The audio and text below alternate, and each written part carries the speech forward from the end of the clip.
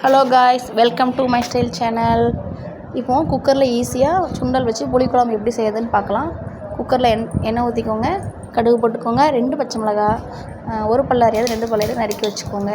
நறுக்கி வச்சு நல்லா சேர்த்து வதக்கிக்கோங்க. வதக்கிட்டு ஒரு 3 தக்காளி எடுத்து கட் பண்ணி வச்சு அதையும் போட்டு வதக்கிக்கோங்க. கருவேப்பிலையும் போட்டுக்கோங்க.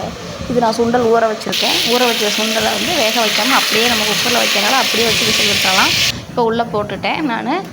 இப்போ தேங்காய், ஜீரகம், வெள்ளைப்பூடு, கருவேப்பிலை, கொஞ்சம் நிலக்கடலை பருப்பு, பூண்டு, ஒரு 4-5 பல்லு பூண்டு எல்லாத்தையும் சேர்த்து,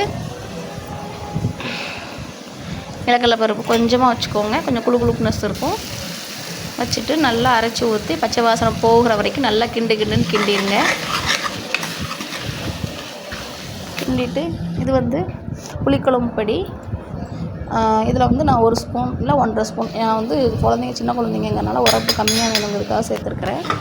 நீங்கள் உங்கள் உரப்பு உங்களோட ஆப்ஷன் தான். அதிகமாக வேணுன்னா அதிகமாக போட்டுக்கோங்க, கம்மியாக வேணுன்னா கம்மியாக போட்டுக்கோங்க. நல்லா வதக்கி எடுத்துகிட்டு கொஞ்சம் தண்ணி ஊற்றி இது பண்ணிக்கோங்க. கொஞ்சம் புளி கரைச்சி உள்ளே ஊற்றிட்டு தேவையான அளவு தண்ணி சேர்த்துக்கோங்க. மசாலா, உப்பு எல்லாம் செக் பண்ணி பார்த்துட்டு குக்கரில் விசில் போட்டு 4 விசில் உப்பும் போட்டுருங்க.